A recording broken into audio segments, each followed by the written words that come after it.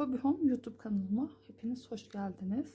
Bugün sizler birlikte 43-44 numaraya uygun, 43 numara diyelim daha çok, taban tığlamasını ona göre yaptım. 43 numaralı bu erkek bobetini çalışmak istiyorum.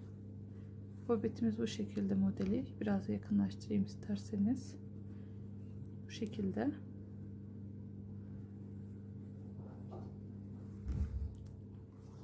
Böyle. 43 numara uygun bobetimiz.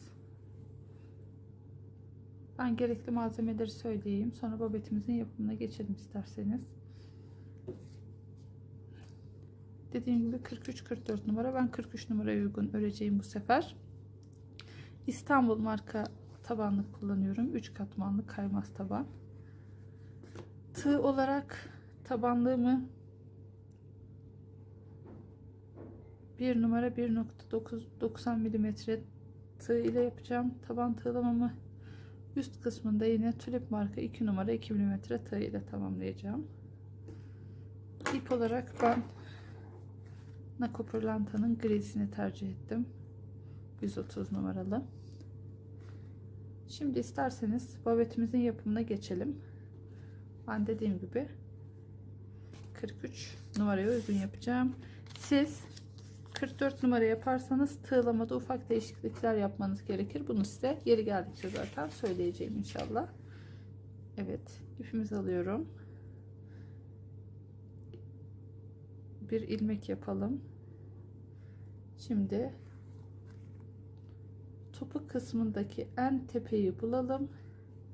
Şurası en tepemiz bizim. Oraya en tepe demeyeyim de aslında şöyle 5 tane sağdan 5 tane soldan toplamda 10 tane ilmeğe, deliğe 3'er tane tığlama yapacağız. Bu tabanlık şöyle tam orta noktası yok gibi aslında, biraz daha bunlar iki delikle ortalamış gibi, o yüzden şimdi 3 tane tığlama yapalım. 1 2 3. Sıradaki deliğe geçelim. 1 2 3. Ben size şimdi tığlamayı şöyle bir şablon çizimi oluşturdum arkadaşlar. Bu şekilde göstereyim. Şurası, yani şeklin bozukluğuna bakmayın. Şurası topuk kısmı. Şu kısım. Topuk kısmında 5 soldan 5 sağdan toplamda 10 tane deliğe 3'er ilmek çıkarıyoruz. Arada da 2 3 2 3 2 3, bu İstanbul marka 43 numara için. Burun kısmına geldiğimizde de en tepedekini buluyoruz. Oraya 5 ilmek çıkarıyoruz. O 5 ilmeğin 4 sağına 4 soluna da 3'er ilmek çıkarıyoruz. Arada kalanlar 2 3 2 3 olacak. Ben 43 numaraya göre böyle tığladım. Şayet 44 numara isterseniz şurada burun kısmında 4 tane değil de 5 tane deliği 3'er yapın. Zaten ondan sonrası da yine 3 olacak aslında. 6 tane delik. 6 sağdan 6 soldan delik 3'er ilmek olmuş olacak. O zaman da 44 numaraya uygun olur bobetiniz. Ben şimdi isterseniz şablonu tekrar göstereyim. Şurası topuk kısmı, şurası burun kısmı. Bu şekilde isterseniz bir ekran fotosu almak isterseniz alın arkadaşlar. Ben şimdi tığlamama devam ediyorum. 1 2 3 4 5 tığlamamı yaptım. Şimdi bir de görebilirsem, siyah görmek zor oluyor.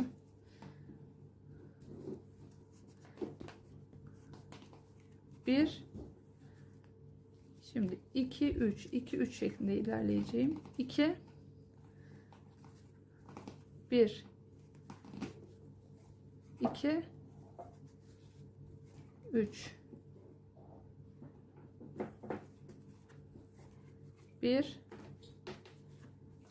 2 1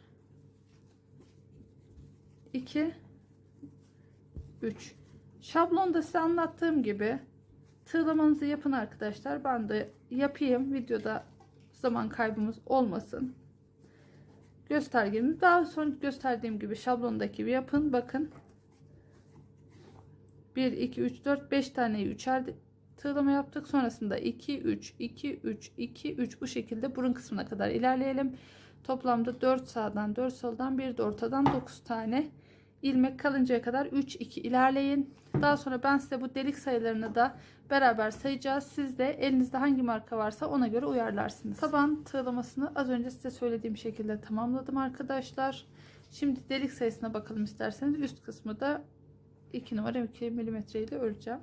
Şu ipimin bulunduğu yer, buradan başlayalım saymaya. Şuradan 1 2 3 4 5 6 7 8 9 10 11 12 13 14 15 16 17 18 19 20 21 22 23 24 25 26 27 28 29 30 31 32 33 34 35 36 37 38 39 40 41 42 43 44 45 46 47 48 49 50 51 52 53 54 55 56 57 58 59 60.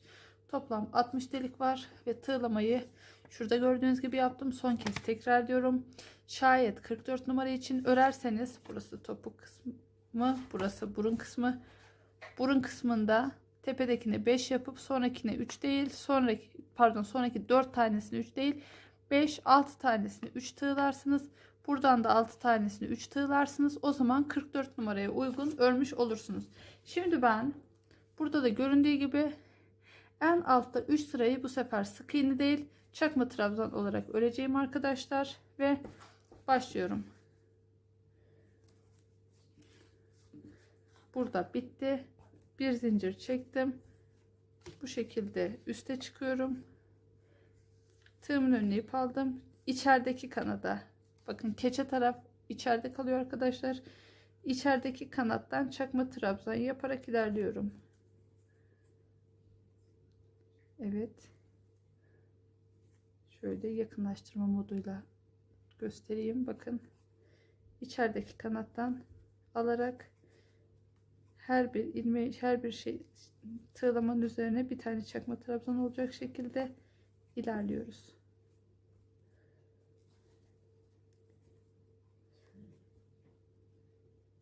Bu şekilde ilerleyelim. Herhangi bir artırma yapmıyoruz, eksiltme yapmıyoruz. Bu şekilde örüyoruz arkadaşlar.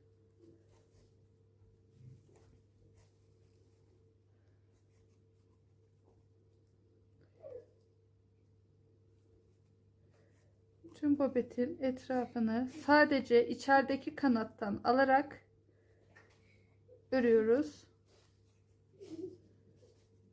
Bakın. Bu şekilde çakma trabzan neydi? Tığımızın önüne bir ip alıyoruz.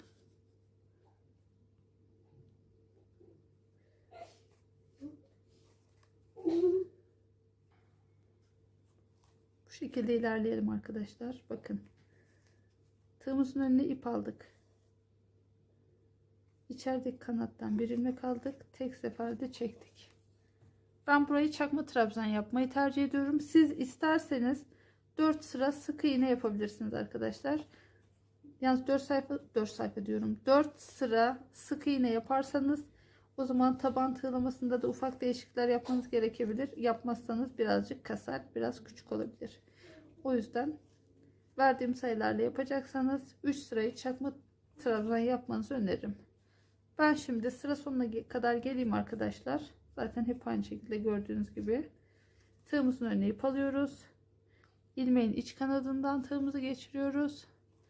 Tek seferde çekiyoruz. Tığımızın önüne ip aldık. İçerideki kanattan ilmek aldık. Tek seferde çektik. Evet, bu şekilde sıra sonuna kadar gelelim. İkinci sırada tekrar görüşelim. Sıra sonuna kadar yaklaştım arkadaşlar. Geldim. Son 3 ilmeğimizdeyim. 1, son 3 çakma trabzanımı da yapıyorum. İçerideki kanatlardan alarak şimdi şu ilk çakma trabzanımızla kaydırma tekniğiyle bağlıyorum. Pardon, kaydırmışım burayı. Bakın, son çakma trabzanı yaptık. İlk ilmeğimizle kaydırma tekniğiyle birleştiriyoruz. Şimdi arkadaşlar ben buradan İkinci sırada topuk yükseltmeye başlıyorum. Buraya çakma trabzan yaptığım için topuk yükseltmede sadece bu sıraya has trabzan yapacağım. Toplamda 6 trabzanla başlamak istiyorum. 6 sağda 6 solda olacak. 1 2 3 4 5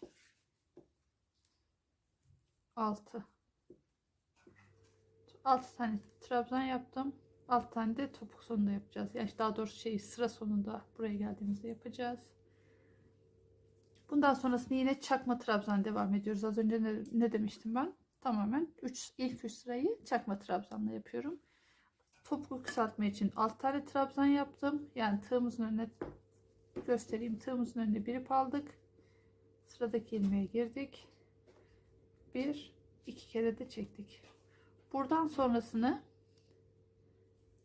çakma trabzan olarak sıra sonuna kadar devam edelim. Sıra sonunda 6 tane kalıncaya kadar o 6 ilmeği yine trabzan yapacağız. Topuk yükseltme için. Herhangi bir artırma eksiltme yapmıyoruz. Tığımızın önüne ip alıyoruz. Sıradaki ilmeğe çakma trabzan yapıyoruz. Tığımızın önüne ip alıyoruz. Sıradaki ilmeğe çakma trabzan. Bu şekilde sıra sonunda 6 tane ilmek kalıncaya kadar ilerleyelim arkadaşlar. Zaten yaptığım işlem aynı. Sıra sonuna kadar tek tek göstermeme gerek yok diye düşünüyorum. İkinci sıradayız. Gördüğünüz gibi çakma trabzan yapıyorum. Evet, bu şekilde.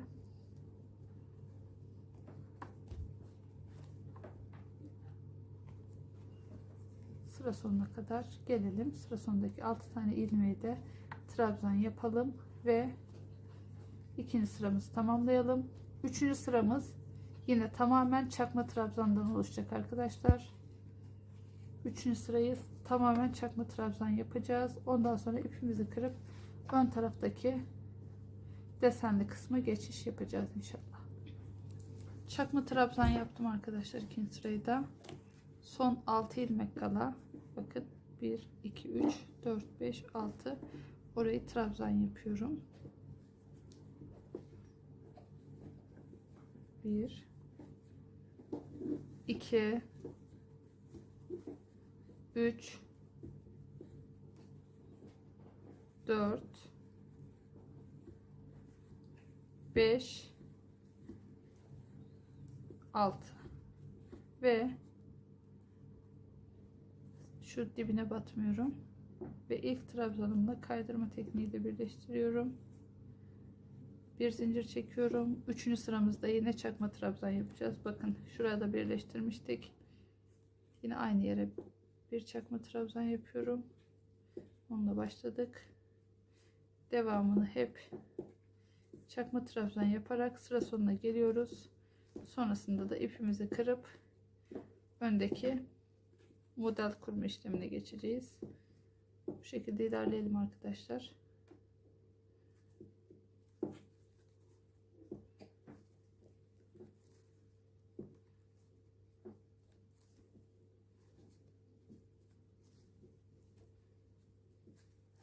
Böyle sadece orta sırada 6 tane sağ 6 tane soldan çakma trabzan yaptık. Geri kalan tamamen çakma trabzan. Bu şekilde tabanımızın alt kısmını kuracağız. Ardından bakın burası 3 sıra. Sonrasında şu ön kısımdan başlayıp burayı bitireceğiz. Bu babetimizi yaparken sadece bir kere arka kısımda ip kıracağız arkadaşlar. Şu 3. sırayı bitirdikten sonra ip kıracağız. Onun dışında ön kısmı ve yan kısımları hiç ip kırmadan tek seferde tamamlayacağız inşallah. Ben şimdi çakma trabzan yaparak buradan sıra sonuna kadar geliyorum. Sonrasında ipi kırıyorum ve ön tarafla başlıyoruz. 3. sıramızın da sonuna geldim. Son 2 tane çakma trabzanımız kaldı.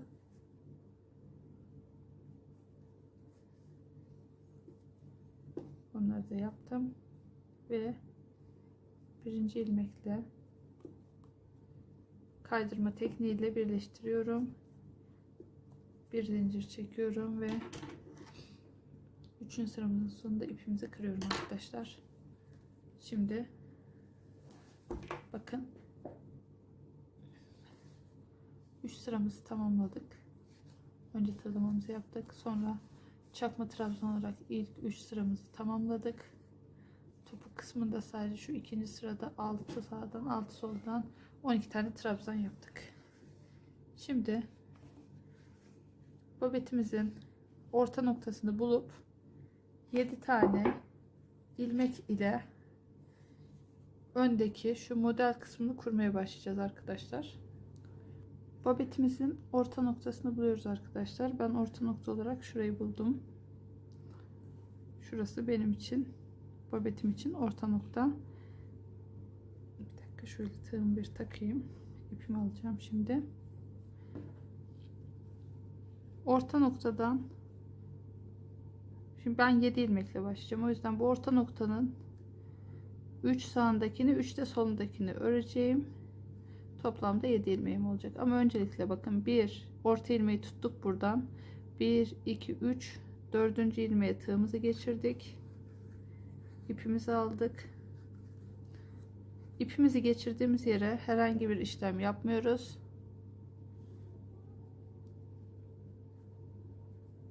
Yanındaki deliğe bir sık iğne yaptık. 1 2 3 4 5 6 ve 7. Şimdi arkaya alayım, bakın. Orta ilmeği bulduk. 1 2 3 4 5 6 7. Orta ilmeği bulduk. Sağ tarafına doğru 3 ilmek saydık. 4. ilmeğe ipimizi geçirdik. O ipimizi geçirdiğimiz ilmek kaldı. Yan tarafından başlayarak 1 2 3 4 5 6 7 tane sık iğne yaptık. Şimdi kaydırma tekniğiyle birleştiriyoruz. 1 2 arkaya döndük. Bakın, şu iki kaydırma, bundan değil bundan ilmek alarak artırma yapacağız. Şu ipin arkasında kaldı ilk kaydırma. İkinci kaydırmadan bir ilmek alalım. 1 2 3 4 5 6 7 ve 8 ilmek oldu. Bir kaydırma yaparak 7 ile başladık. Bir artırma yaptık. 8 tane ilmeğimiz oldu. Şimdi sıradaki ilmeğe tığımızı geçiriyoruz. Bakın, sıradaki ilmek burası. Tığımız arkada, ipimiz önde. Kaydırma tekniğiyle bir üst sıraya geçiyoruz. Bir, yanındakine bir kaydırma daha yapıyoruz ve iki kaydırmayla üst sıraya geçiyoruz. Babetimizi çeviriyoruz. Bakın, bir iki kaydırma yaptık. İlk kaydırmaya atlıyoruz. İkincisine bir sık iğne yapıyoruz. Modeli kuracağız artık. Bir iki sık iğne yaptık. Üçüncü sık iğne de bu ilkinden değil ikincisinden, aynı hizadan alttakinden bir tane ilmek alıyoruz. Bakın, bir iki sık iğne yaptık. Üçüncü sık iğnenin hizasından aynı hizadan alta indik. Bakın, burası değil burası değil burası. 1 2 3 bir ilmek aldık. 1 2 3 sık iğne ördük. Sıradaki ilmeğin 1 2 3. yüzünden, bakın, o 3. dediğimizde zaten şu en sonu çakma trabzanımız var ya, oraya denk geliyor. Bu sık iğnenin hizasından 1 2 3, oradan bir ilmek aldık. Sonrasında zaten 2 tane ilmeğimiz kalmıştı. Bakın, modeli tam kurmak için 7 ile başladım.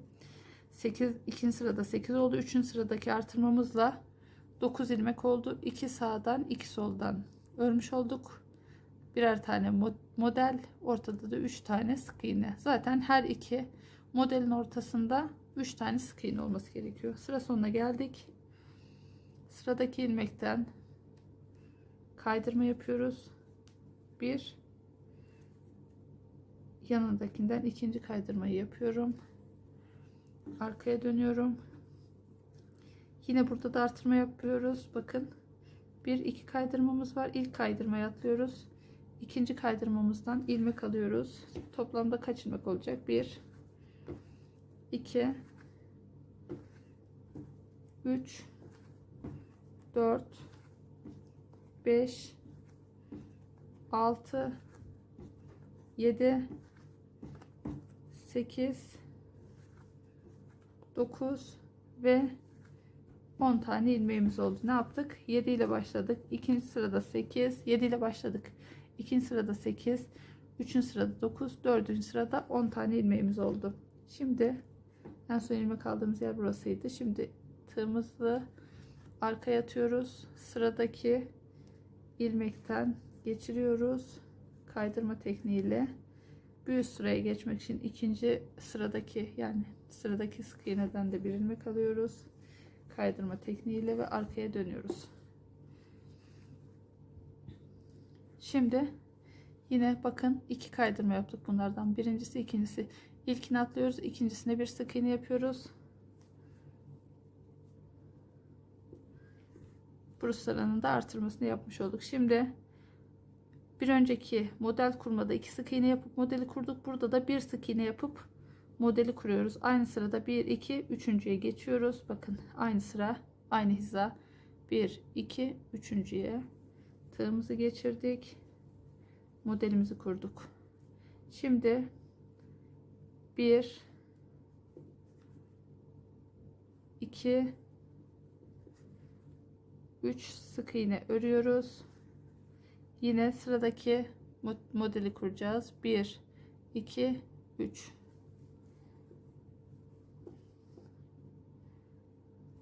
Bu modelin arkasına gelecek olan sık iğneyi atlıyoruz bu arada. Sakın ola onu örmeyin, yoksa artırma yaparsınız. Şimdi 3 sık iğne daha örüyoruz. 1 2 3 sık iğne ördük.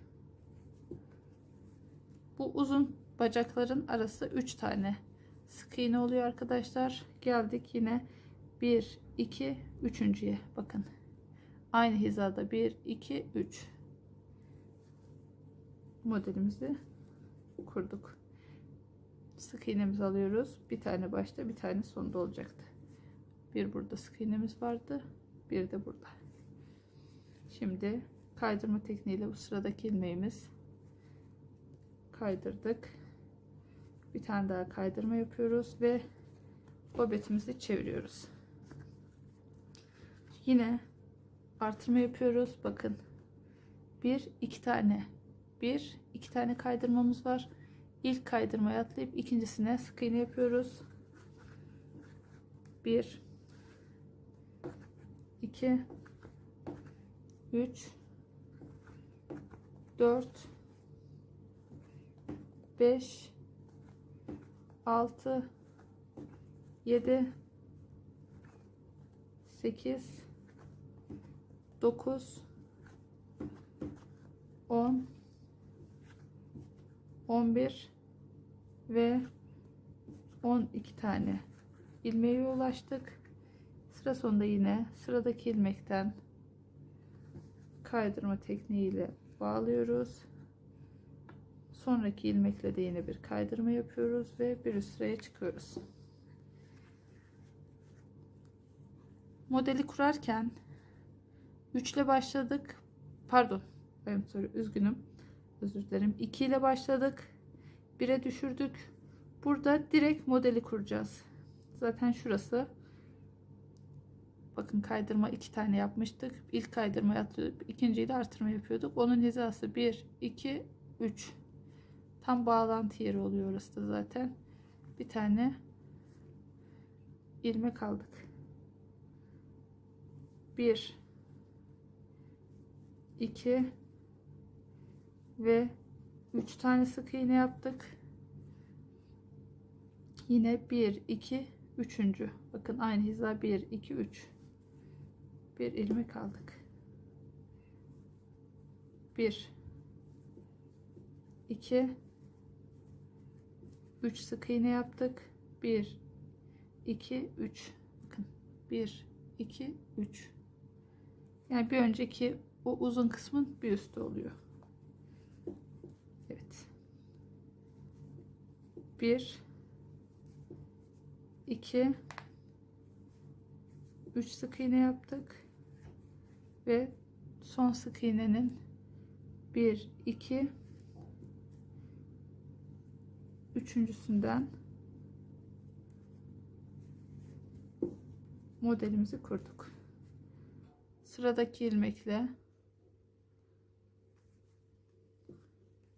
bağlıyoruz. Bir tane daha yine kaydırmayla bir üst sıraya geçiyoruz ve babetimizi çeviriyoruz.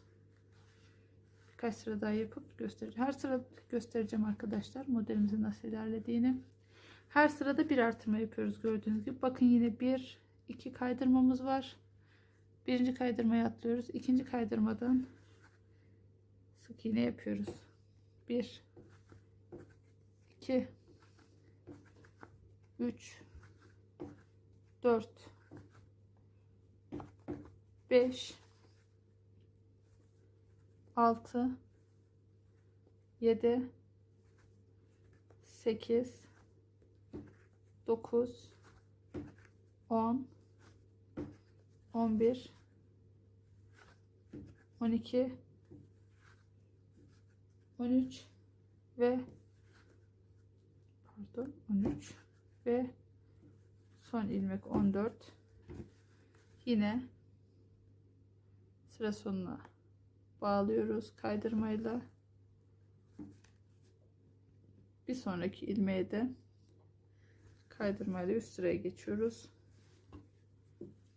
Ne oldu? 14 ilmeğe ulaştık. 7 ile başladık. Her sırada bir tane artırarak 14 ilmeğe ulaştık. Şimdi yine artırma yapıyoruz. Dediğim gibi toplamda 35 ilmeğe ulaşıncaya kadar artırma yapıyoruz.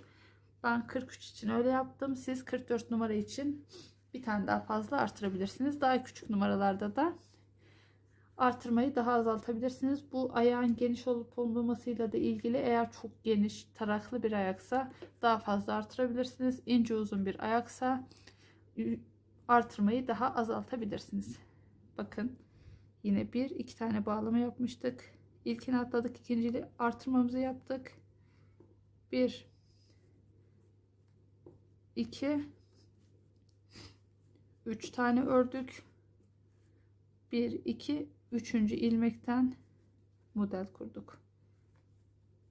1 2 3 sık iğne yaptık. 1 2 üçüncüye artırmamızı yaptık. Pardon, modelimizi kurduk, özür dilerim. 1 2 3 sık iğne yaptık. 1 2 üçüncüde modelimizi kurduk. Burayı da yine 1 2 3 sık iğne ile sırayı tamamladık. Bakın 3 sık iğne ile başlayınca 3 sık iğne ile de burayı tamamladık. Şimdi burayı da sayalım isterseniz. Hep tersten dönüşte ilmek sayısını sayıyoruz. 1 1 2 3 4 5 6 7 8 9 10 11 12 13 14 15 ilmeğe ulaştık. Sıradaki sırada da 16 ilmeğe ulaşmış olacağız. Evet, ipimiz arkada, tığımız önde. Sıradaki ilmekle kaydırmayla birleştiriyoruz. Ondan sonraki ile de yine bir kere daha kaydırma yapıyoruz ve arkaya dönüyoruz.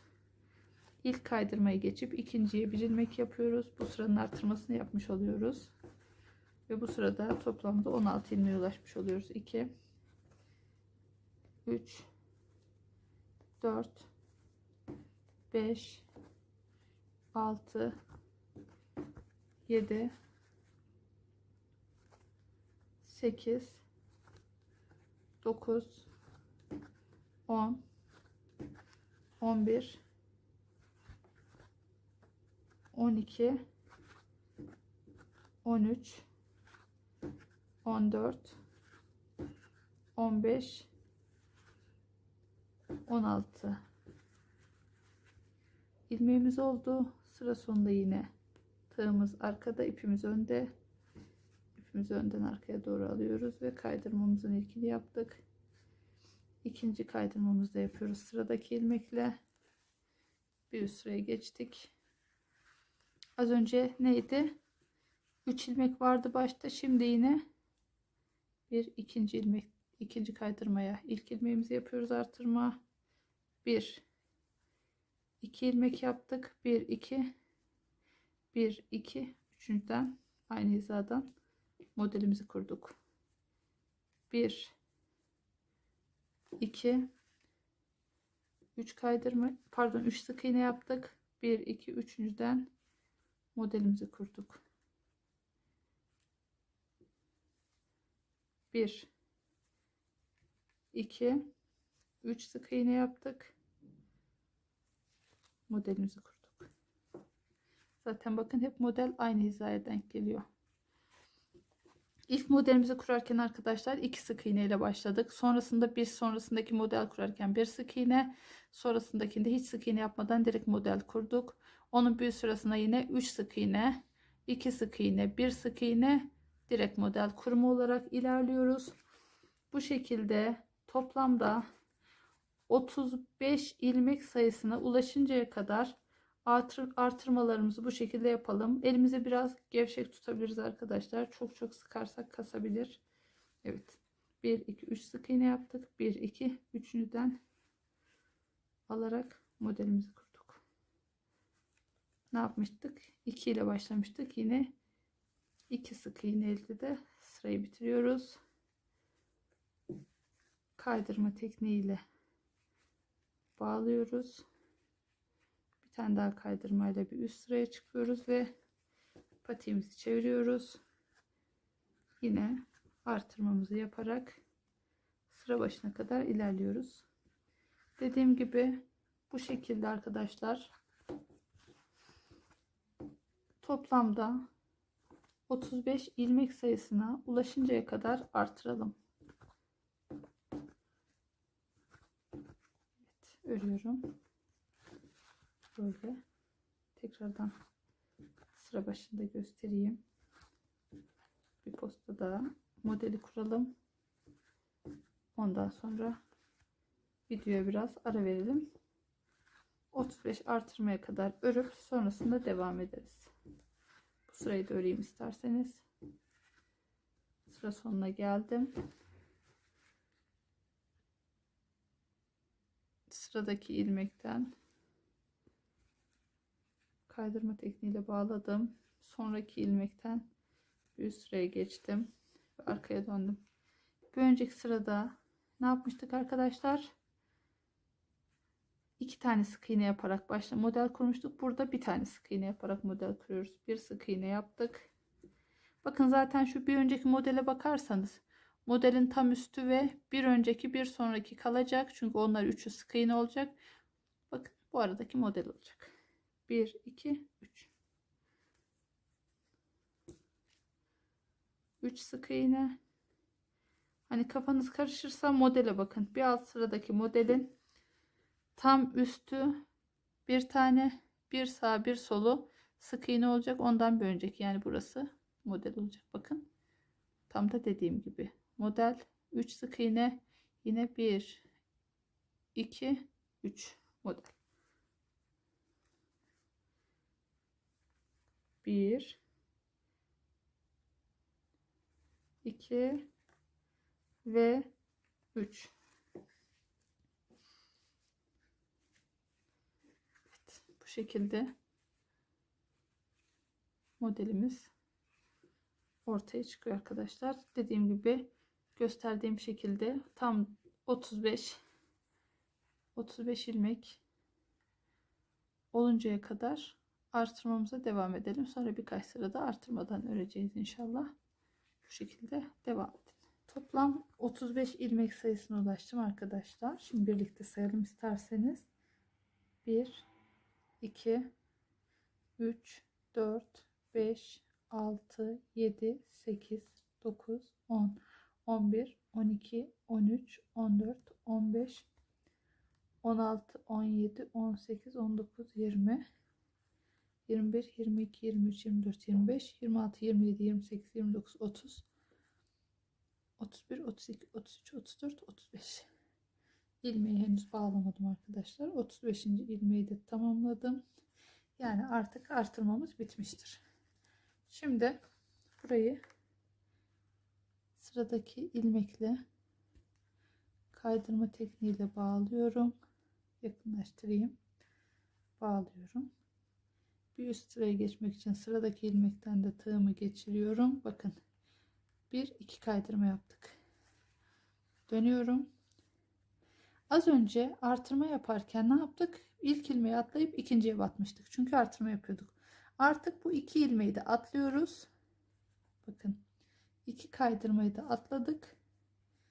En son ilmeğimiz neyse ondan başlayarak sık iğne yapmaya devam ediyoruz. 1, 2, 3,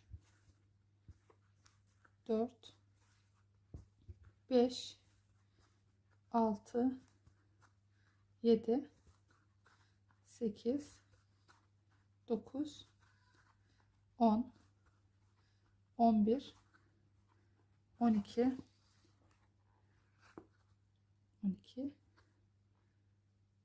13, 14, 15, 16, 17, 18, 19, 20, 21, 22, 23, 24, 25, 26, 27, 28, 29, 30, 31, 32, 33, 34 ve 35. ilmek. Şimdi ne yapıyoruz yine? Tığımız arkada, ipimiz önde. Sıradaki ilmekten ipimiz önde. Şöyle.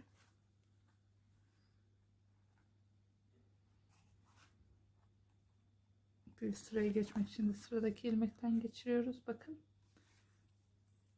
Ne oldu yine? 1-2 kaydırmamız oldu. Artırma yapmadığımız için yine bu 2 kaydırmayı da atlıyoruz. En son ilmeğimiz olan buradan başlıyoruz. Bakın. Tekrar göstereyim. Şu sırayı bir önceki sırayı tamamlarken bir kaydırmayla bir ilmek aldık. Bir üst sıraya geçmek için ikinci ilmeğin içinden kaydırma yaptık. Şimdi bu iki ilmeği atlayıp üçüncüden başlıyoruz. Az önceye kadar ne yaptık? Dediğim gibi artırma yaptığımız için ilkini atlayıp ikinciye batıyorduk. Ama şu an artırmamız bitti. İkisini de atlıyoruz. Asıl ilmeğimizin üzerine 1, 2, 3 sık iğne yaptık. 1, 2, üçüncüden bademimizi yaptık. Modelimizi kurduk. 1, 2, 3 sık iğne yaptık. Modelimizi kurduk. 1, 2, 3 sık iğne, bir model kurumu.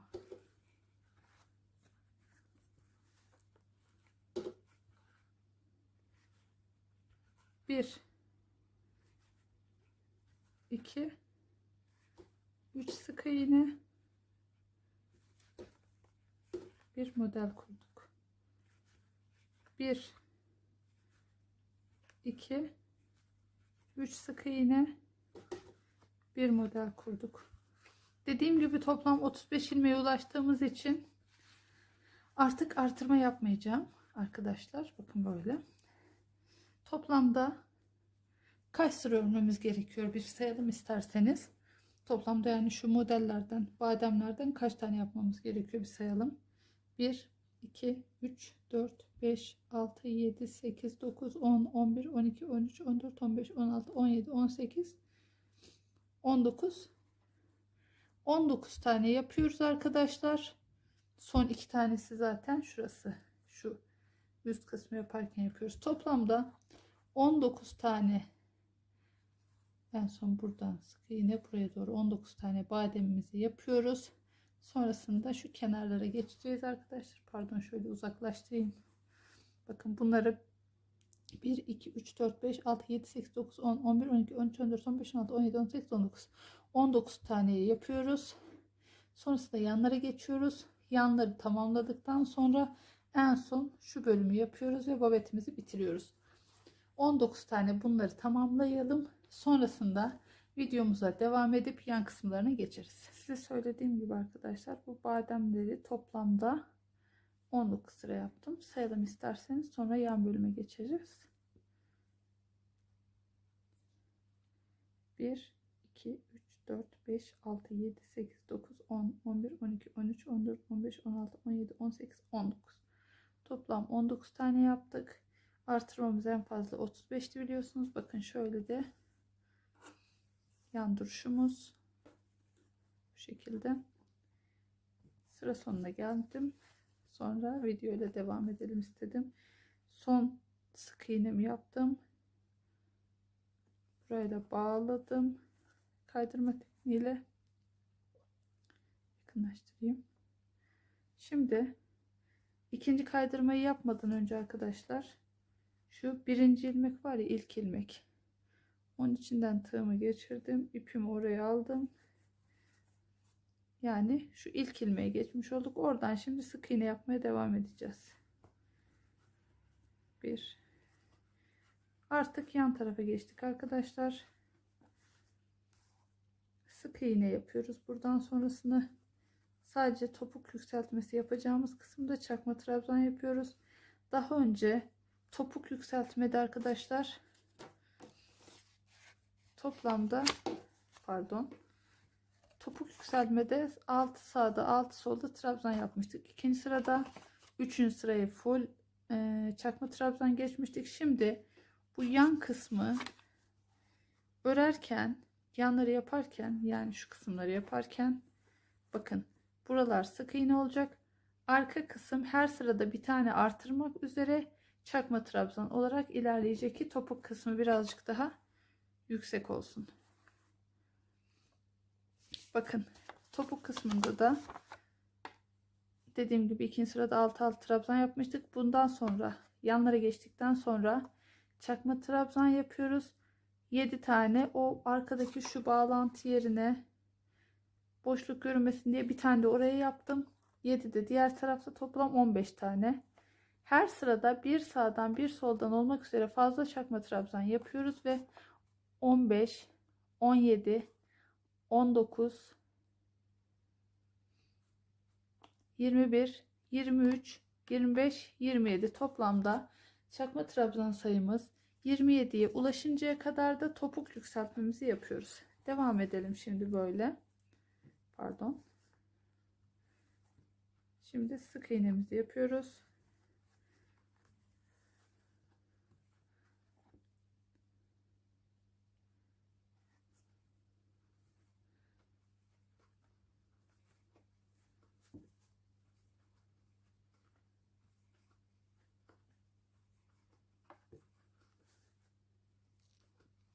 Ben bu şekilde topuk yükseltme yapıyorum, söylediğim gibi.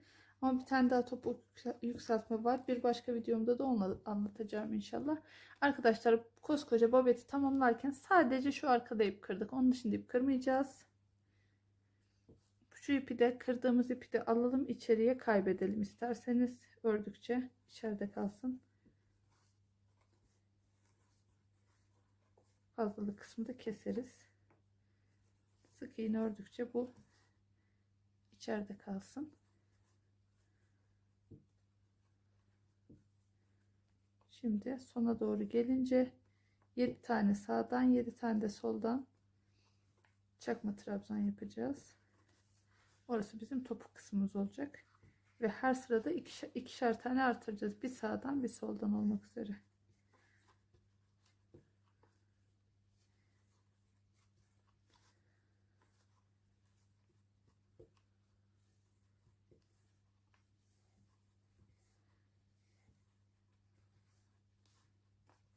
Pardon, fazla ilerlemiş olabilirim. 1 2 3 4 5 6, bir tane daha sökeyim. Bakın 1 2 3 4 5 6 7. Yakınlaştırayım. Sık iğne yaptık. Şimdi 7 tane çakma trabzan yapıyoruz. Tığımızın önüne ip alıyoruz. Tek seferde çekiyoruz. 1 2 3 4 5 6 7. Ortada bir dediğim şu bağlantı yeri, orası boşluk görünmesin diye ekstra bir tane yapıyorum. Burası orta noktası. 7 tane de burada çakma trabzan yapalım. 1 2 3 4 5 6 7. Sayalım isterseniz. Pardon. 1 2 3 4 5 6 7. Bir tane de ortada 8 9 10 11 12 13 14 15 tane çakma trabzanımız var. Şimdi sık iğne olarak yol sonuna kadar, şuraya kadar devam ediyoruz.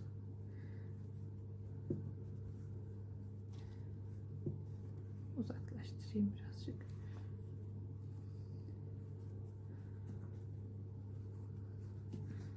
Şu bitimizi de görselden çekebiliriz. Biraz daha çarpıyorum sürekli.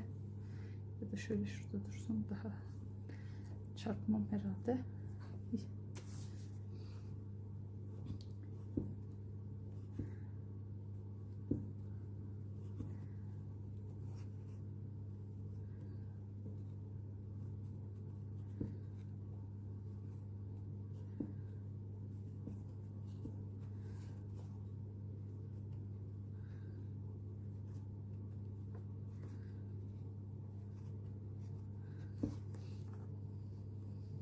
Şöyle tutayım, daha rahat örerim gibi geliyor. Sık iğne örüyoruz. Sıra sonuna kadar örelim. Sıra sonuna geldim arkadaşlar. Son sık iğnemi de yapıyorum. Ve babetimi ilk ilmeğe sabitliyorum. Kaydırma tekniğiyle. Sonra bir üst sıraya geçmek için yandaki sık iğneden de bir kaydırma alıyorum. Birinci kaydırmayla birinci sıraya bağladık. İkinci kaydırmayla bir üst sıraya geçtik. Şimdi sakın artırma yapmayın. En son yaptığınız sık iğneye bakın. Oradan şurası bir,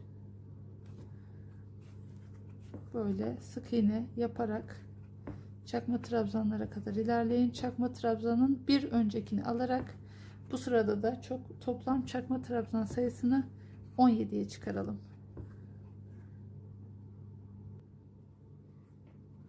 Sık iğne yaparak geldim arkadaşlar.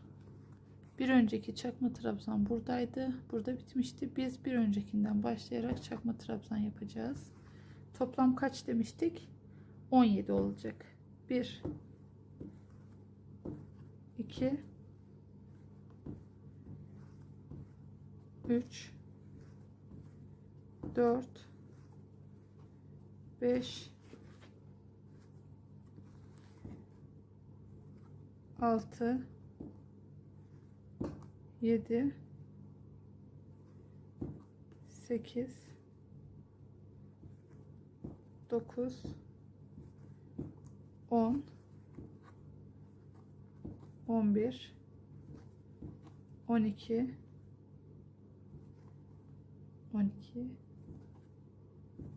13 14 15 16 ve bir sonraki yani bir önceki sıraya göre bir öncekinden başlıyoruz. 17 tane çakma trabzanımız oldu.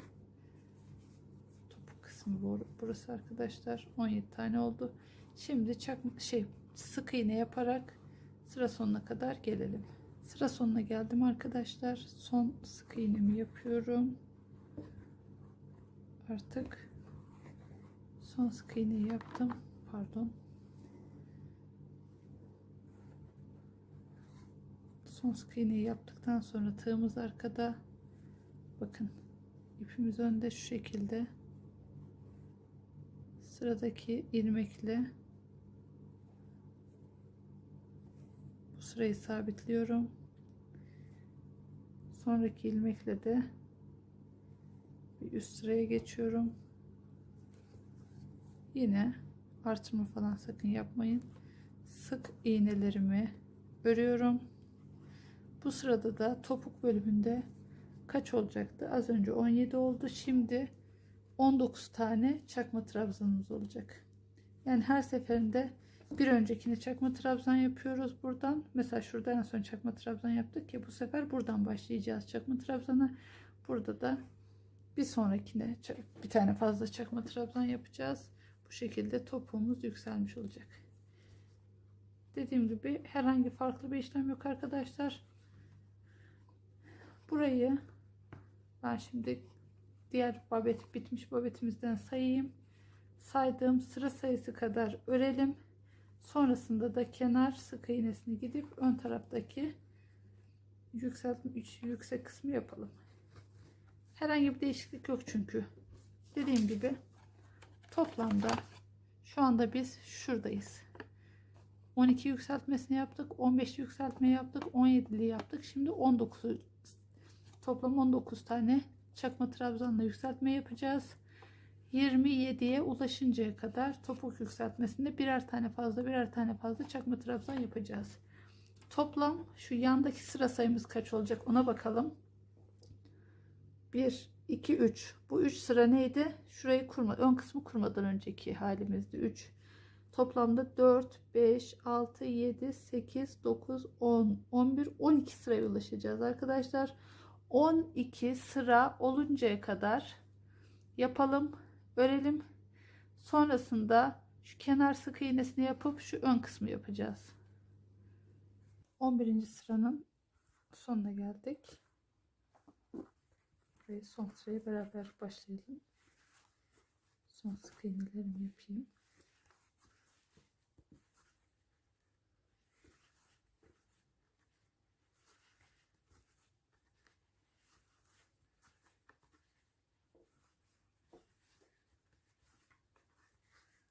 Hemen kaydırmayla sıradaki ilmekten yakınlaştırayım. Kaydırmayla sıradaki ilmeğe geçiriyoruz tığımızı. Bir üst sıraya geçmek için de sonraki ilmeğe ipimizi geçirelim ve arkaya dönelim. Toplamda 12 sıra örecektik. Bakın topuk yükseltmeleri yaptım. Daha önce dediğim gibi toplamda 25 çakma trabzana ulaştıktan sonra kalan kısmı 25 trabzan olarak devam ettiriyoruz. Şimdi son sıramızı örelim. Sık iğne olan yerleri sık iğne, çakma trabzan olan yerleri çakma trabzan şeklinde.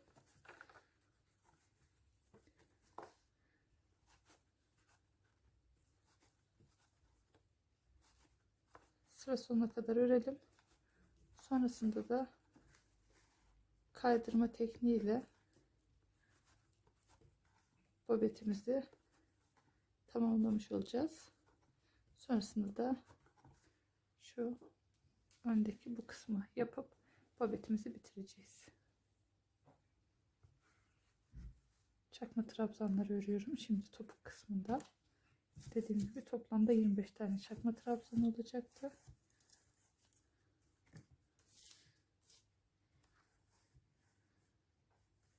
Ve bu yanlar toplam sıra sayısı yanlar için 12 sıra olacaktı. Beraber saydık zaten diğer babetimizde.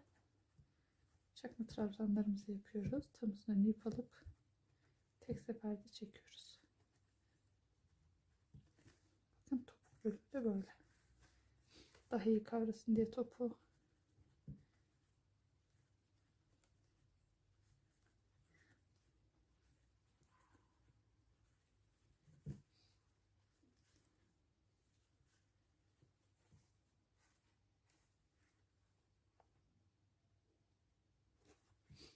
Şimdi sık iğneye geçtik.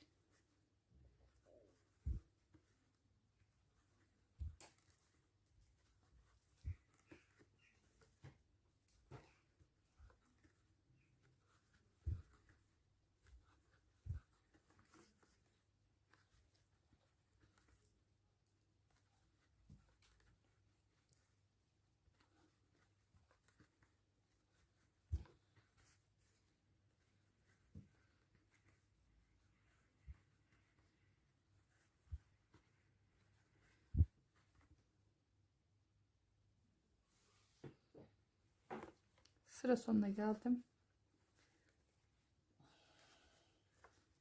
Son sık iğnemizi yaptık. Sıradaki ilmeğimizle kaydırma tekniğiyle birleştiriyoruz. Buradan sonra arkadaşlar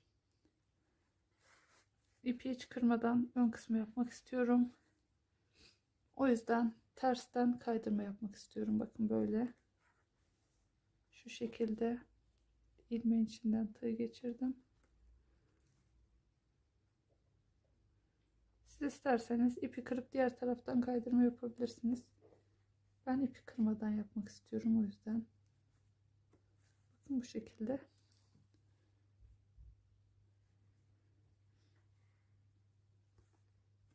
Evet. Tığımızı ilmekten geçirdik. Arkada olan ipi aldık. Tığımızı ilmekten geçirdik. Arkadaki ipimizi aldık. Bu şekilde tersten yapacağım ki ipi kırmadan diğer taraftan da bobetimizin ön yükseltme kısmını yapalım ve tamamlayalım. Bu şekilde ilerliyoruz. Bakın. Bu şekilde daha sık oluyor boğaz kısmı.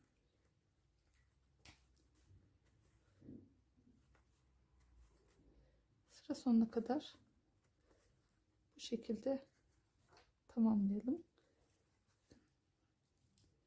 İlmeğimiz burada. Tığımızı geçirdik. Arkadaki ipi aldık. Tığı geçirdik. Arkadaki ilmeği aldık. Tığı geçirdik. Arkadaki ilmeği aldık.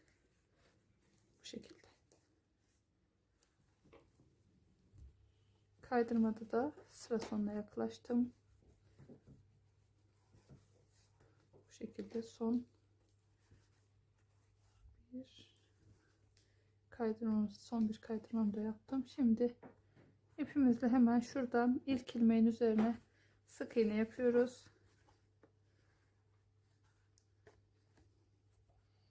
Önce bir burayı bağlayalım. Neyse.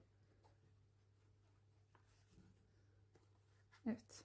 Şimdi ilk ilmeğin üzerine sık iğne yaparak ilerleyelim.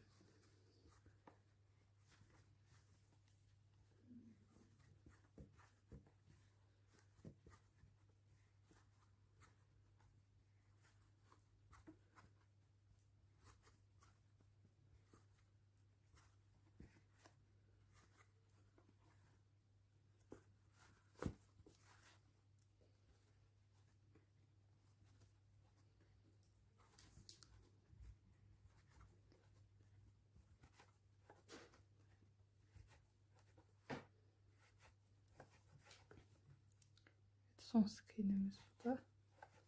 Şimdi geriye dönüyoruz. Modelimizi kuracağız.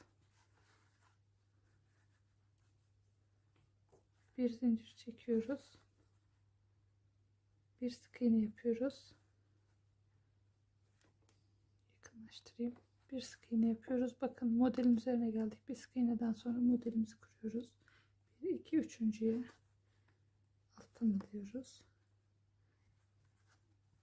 1 2 3 sık iğne ördük.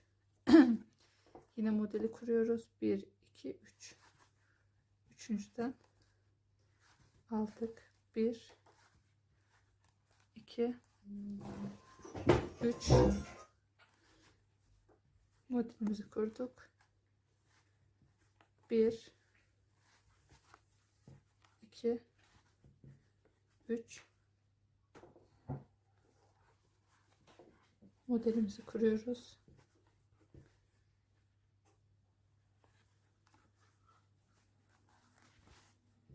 1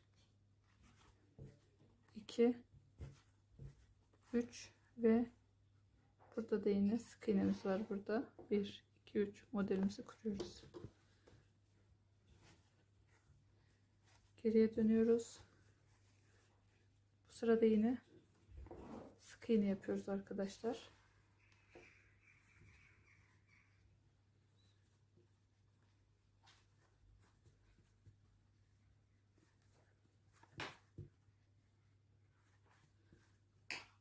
Sıra sonuna kadar sık iğne yapıyoruz. Bir sonraki sırada tekrar model kuruyoruz. Sonrasında da kenarına bir sık iğne geçeceğiz ve bobetimizi bitireceğiz. Evet, sık iğnemizi tamamlıyoruz.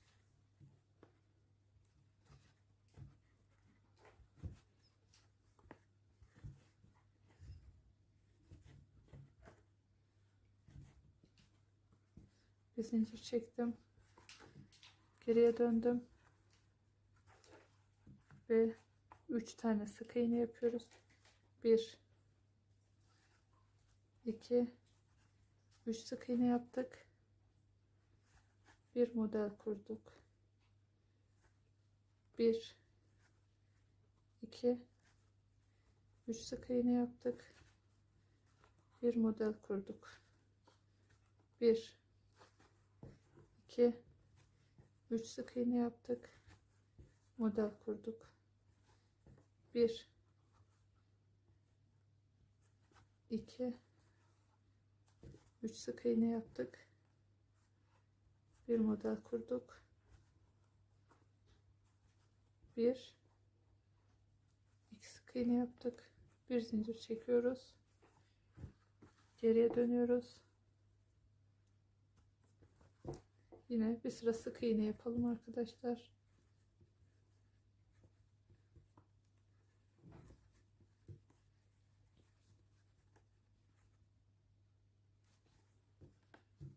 Buradaki ilmek sayısını da sayalım. Sıra başına gidelim de arkadaşlar. Kafanızda bir soru işareti kalmasın. Evet, sık iğnemizi yapıyoruz.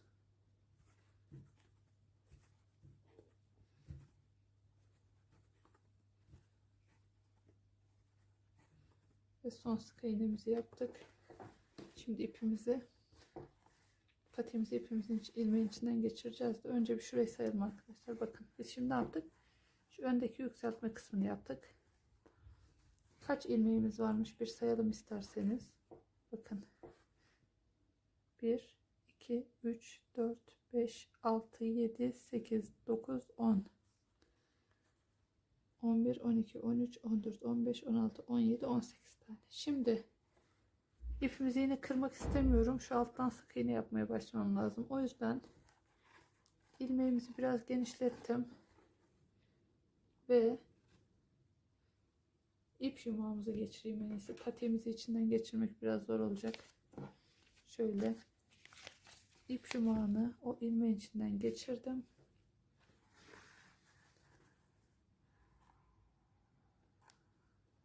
Evet. Şimdi tığımızı şu en son kaydırma yaptığımız ilmeğe geçirelim. İpimizi bakın oraya alalım. Sıkı tutmayın. Evet. Buradan şimdi kenarına sık iğne yaparak patiğimizi tamamlayalım.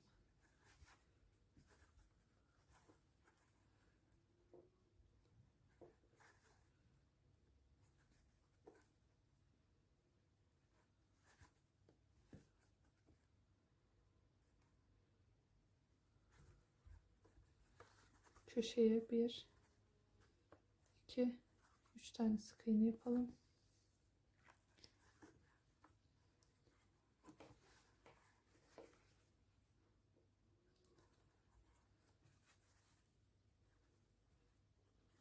Her bir sık iğnesinin üzerine bir tane sık iğne olacak şekilde örelim.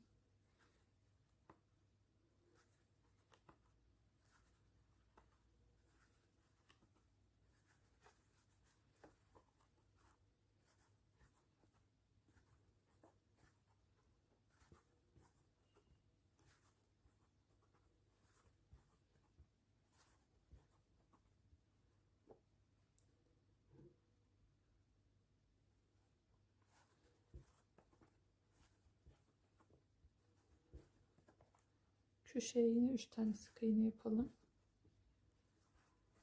2 3 alt tarafa geçelim.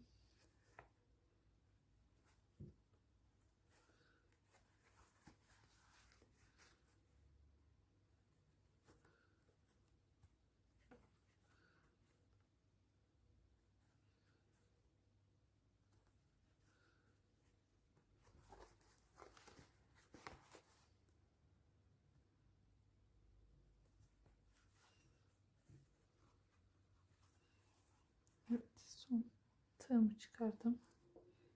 Yandaki ilmeğin içine geçirdim. İlmeğimi oradan arkaya çekiyorum. Ve bir zincir çekiyorum.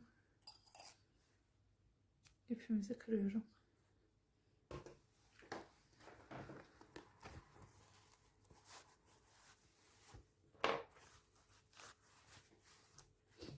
Elimi düzelteyim. Bobetimiz hazır arkadaşlar. Bu şekilde.